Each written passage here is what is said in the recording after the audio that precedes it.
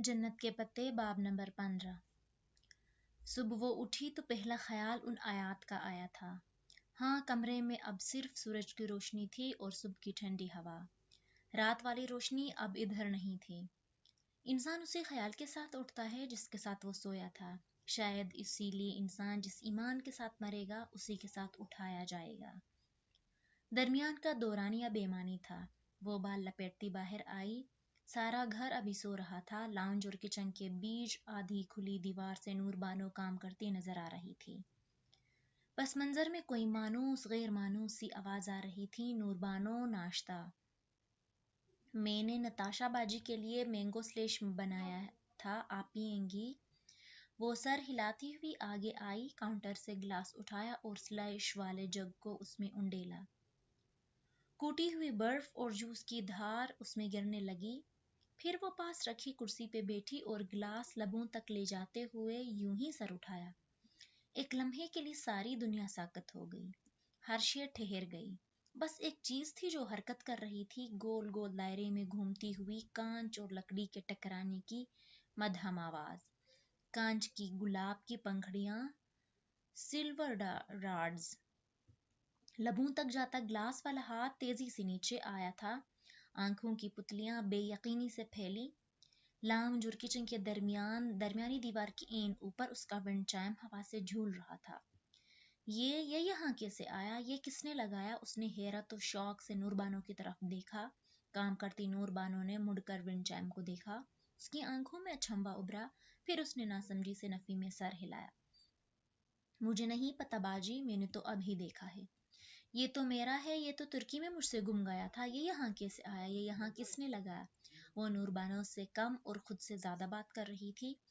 नूरबानो हरासासी हो गई। मैं तो पहले ही कहती थी बाजी कि घर में जिन है।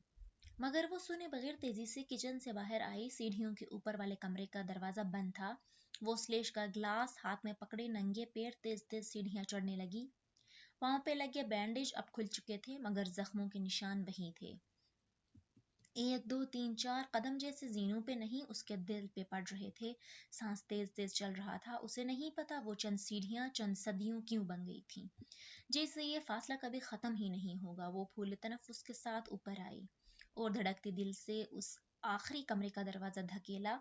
गेस्ट रूम के बेड पे एक खुला हुआ बैग रखा था, जिसमें से शर्ट निकालते हुए वो बेड के साथ जरा झुका हुआ खड़ा था। आहट पे उसने सर उठाकर देखा। हया चौखट पे स्लेश का ग्लास उठाकर खड़ी फटी फटी निगाहों से उसे देख रही थी। जहान उसे देखकर चंद लम्हे कुछ कह नहीं पाया, फिर धीरे से मुस्कुराया, शर्ट बैग पर रखी और कदम कदम चलता उस तक आया। नीली जीन्स और सब्ज शर्ट पे वो बहुत फ्रेश लग रहा था। मरहबा। हया से चंद कदम दूर रुक कर उसने हल्की सी मुस्कुराहट के साथ सर को खम देते हुए सलाम किया। हया चंद लम्हे वैसे ही साकत निगाहों से उसे देखती रही और फिर उसके आद खुले लब भींच गए, पेशानी की रग तंग गई और वो हैरतज़दा आंखों पे यकायकदम गुस्सा धर आया। एकदम से उसने स्लेट से भरा ग्लास जहान पे फेंका। तुम वहां मरने के लिए मुझे छोड़ गए थे। मैं वहां कितनी दफा मरी हूं तुम्हें पता ही नहीं, और अब तुम आकर कहते हो मरहबा। वो एकदम फट पड़ी थी। स्लेश जहां की शर्ट पे गिरा था वो एकदम पीछे हुआ। पहले उसने अपनी शर्ट को देखा और फिर हया को, जैसे उसे यकीन ना आया हो कि हया ने यह क्या किया, जैसे उसे यकीन ना आया हो कि एक दफा फिर हया ने यह किया है। हया वो लम्हे भर के लिए कुछ बोल ही नहीं पाया। कुछ मत कहो, तुम्हें कुछ कहने की जरूरत ही नहीं है। तुम क्या समझते हो मुझे बेवकूफ हूँ जो मैं तुम्हें नहीं समझती कि तुमने आयशे को फोन करके खुद अपनी मुखबरी करवाई? तुमने अपने आप को खुद पकड़वाना चाहा, या शायद पता नहीं तुम वहां गए भी थे या नहीं। मैं नहीं जानती वहां कौन था, मगर मैंने वहां बारूदी सुरंगें फटते देखी। मैंने वहां पर गोलियां चलते सुनी। मैंने वहां पर धुआं देखा। मैं नहीं जानती वहां पर क्या हुआ, मगर जो भी हुआ उसके पीछे तुम्हारा जहन था। मैं जानती हूँ जहान, तुम हमेशा चीजें प्लान करते हो, मगर तुमने कहा था कि इस दफा तुम कुछ प्लान नहीं करोगे, लेकिन तुमने किया। क्या था अगर तुम मुझे बता देते? मैं कितना परेशान रही, मैं कितनी तड़पती, मैं कितनी बेसुकून रही हूँ इन चंद दिनों में, अंदाजा नहीं है तुम्हें।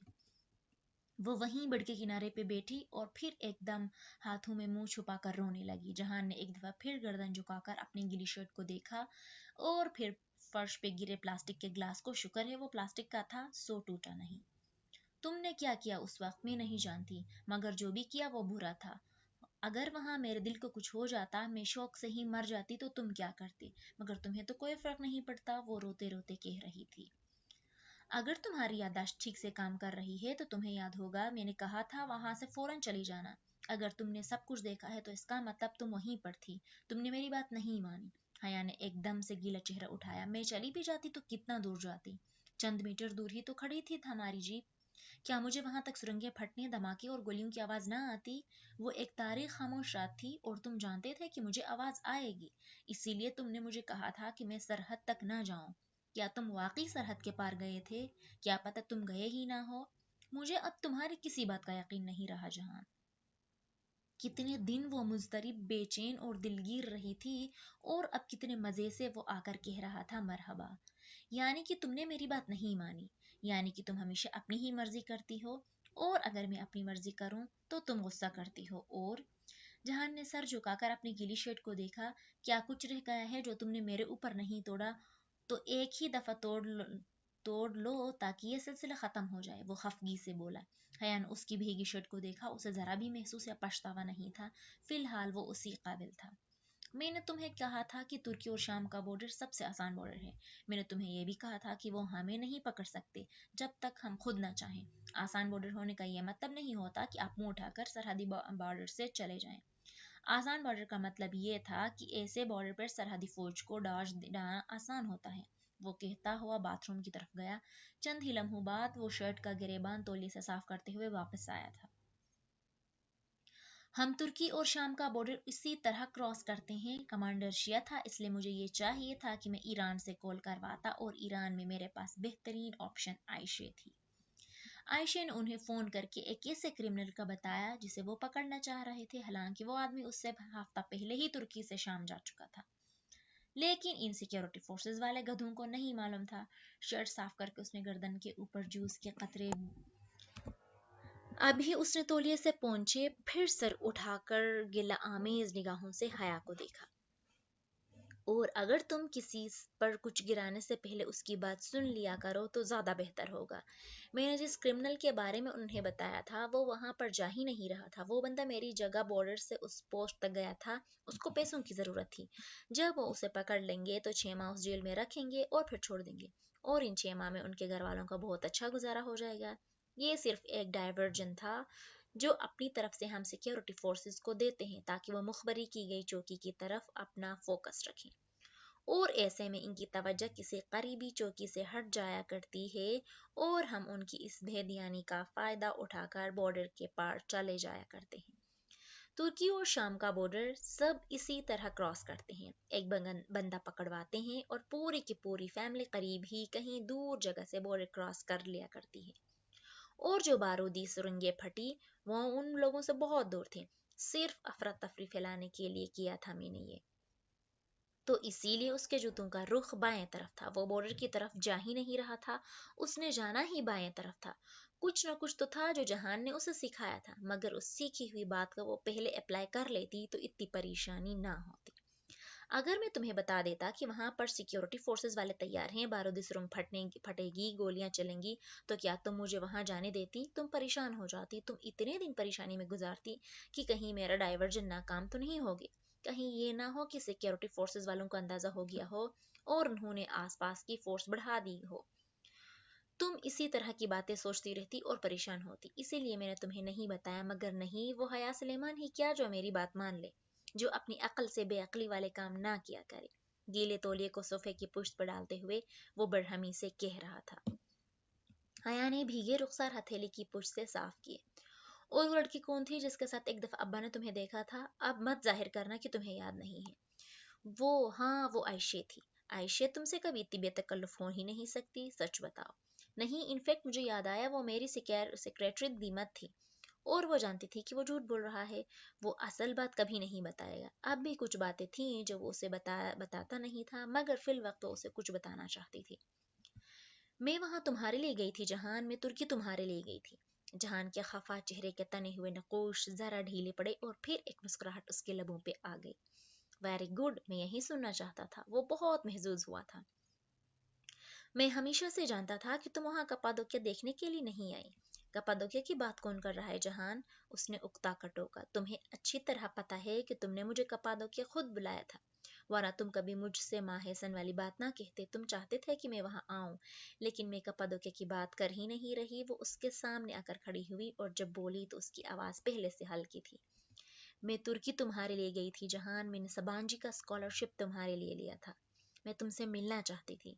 मैं तुमसे इन सारे गुजरे माहो साल का हिसाब लेना चाहती थी जिनमें मैंने तुम्हारा इंतजार किया। मैंने तुम्हें बताया था ना कि मैंने तुम्हारा नाम कब सुना, मैं नहीं जानती, लेकिन मैं इतना जानती हूँ कि तुम्हारा नाम हमेशा मेरे नाम के साथ रहा था। अब तुम इसी को मोहब्बत कहो या जो भी कहो, मुझे पता नहीं।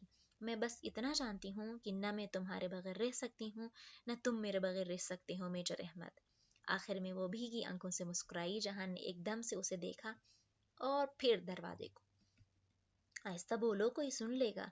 हया की मुस्कुराहट जरा सी सिमटी। बेख्तियार उसने थूक निगला। उफ, एक बात तो रह ही गई। सुन भी लेगा तो क्या होगा? अनजान बनते हुए उसने शाने झटके।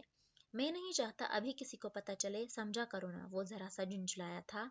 उस रोज जब तैफुर खान वगैरह तुम्हारे बारे में पूछ रहे थे और तुम्हें इल्जाम दे रहे थे, तो मैंने वो जरा सी गंगारी, मैंने हर चीज बता दी उनको। बात के इख्तिताम पे उसने जहान का चेहरा देखा। उसकी आंखों में पहले अचंभा उतरा और फिर उसने सबको क्या बता दिया। वो बुरी तरह से चौंका। वही जो सच था, वही जो तुम्हें पहले सबको बताना चाहिए था, मगर तुमने हिम्मत नहीं की थी। सो मैंने सोचा थोड़ी सी हिम्मत कर लो और मैंने बता दिया, बस। वो जितनी लापरवाही से कह रही थी, उसके दिल की तेज होती धड़कन उसके बरक्स थी। जहान किस तरह रिएक्ट करेगा, इस पे तो उसने सोचा ही नहीं था। तब यकीन जो नहीं था कि वो आ जाएगा, मगर तुमने ऐसा उफ हया उफ, उसे समझ नहीं आ रही थी कि वो क्या कहे। वो मुतफक्कुर सा नजर आने लगा। पता नहीं अब सब कैसे रिएक्ट करेंगे। एक दफा फिर नया इशू। मैं मजीद इशू अफोर्ड नहीं कर सकता, वो झुंझलाया था। तुम्हें किसने कहा कि वो इशू बनाएंगे? वो कोई इशू नहीं बनाएंगे जहान। तुम्हें शायद एक बात नहीं पता। इसके दिल की धड़कन नॉर्मल हुई और झुककर फर्श से प्लास्टिक का गिलास उठाया। फिर सीधी होकर मुस्कुराते हुए बोली, तुम्हें दुनिया की हर तहजीब, हर मुल्क, हर इलाके का पता होगा। तुम्हें बहुत सी जबानें आती होंगी, मगर एक जगह तुम गलती कर गए हो। तुम पाकिस्तान में कम रहते हो ना। तुम्हें पता नहीं कि हम पाकिस्तानी भले माशाल्लाह के जितने भी खिलाफ हो जाएं, हमें अपने जनरलों डिक्टेटर से कितने ही शिकवे क्यों न हो, हम उनकी पॉलिसीज से कितना ही इख्तलाफ क्यों न करें, मगर एक बात हमेशा से तय है कि हम अपनी फौज से वाकई मोहब्बत करते हैं और करते रहेंगे। जहान ने सर उठाकर उसे देखा। फिर उसके मुतफक्कर चेहरे पे जरा सी मुस्कुराहट उभर कर मालूम हुई। और क्या हम में तुम भी शामिल हो? ये एक पहेली है और इसका जवाब तुम्हें खुद ढूंढना होगा। अब तुम काम करो और मैं जरा आयशे को बता दूं कि तुम वापस आ गए हो। कौन आयशे? वो जैसे बहुत उलझ कर बोला। वो ठहर गई। रीढ़ की हड्डी में सनसनी खेज लहर दौड़ गई। मेरा मतलब था फुप्पो को बता दूं। ऑफ कोर्स, तुम्हारी तरह मैं भी किसी आयशे को नहीं जानती। जहान ने इस बात में सर हिलाया। यानी अब उसे हमेशा ये बात याद रखनी होगी, आयशे बहारे का बाब बंद हो गया था। क्या अब तुम्हें कहीं जाना होगा या तुम घर पे रहोगे? क्यों नहीं जाना होगा? आज तो वैसे भी मेरा योम क़यामत है, योम हिसाब। एक एक पाई का हिसाब देना होगा। इन 3 साल का हिसाब देते हुए भी एक उम्र निकल जाएगी। वो वापस बैग की तरफ मुड़ने लगा, मगर एक दफा फिर अपनी गीली शर्ट को देखकर रुका। और ये आखिरी दफा हुआ है, ठीक? उसने हया के हाथ में पकड़े गिलास और अपनी गीली शर्ट को देखते हुए तनबीह की। हाँ ने बड़ी मुश्किल से मुस्कुराहट अपने लबों पर रोकी। आई एम सॉरी, बस मैं गुस्से में आ गई थी। फिर अपनी मुस्कुराहट छुपाती वो तेजी से बाहर निकल गई। जो पहली चीज उसने जहां पर गिराई थी वो भी स्लैश ही था, मगर वो ये नहीं जानती थी कि आज का गिराया हुआ स्लैश वो आखिरी चीज होगी जो उसने जहां पर गिराई है या नहीं। अलबत्ता ये तय था कि इतनी आसानी से तो वो अपनी आदत नहीं छोड़ने वाली।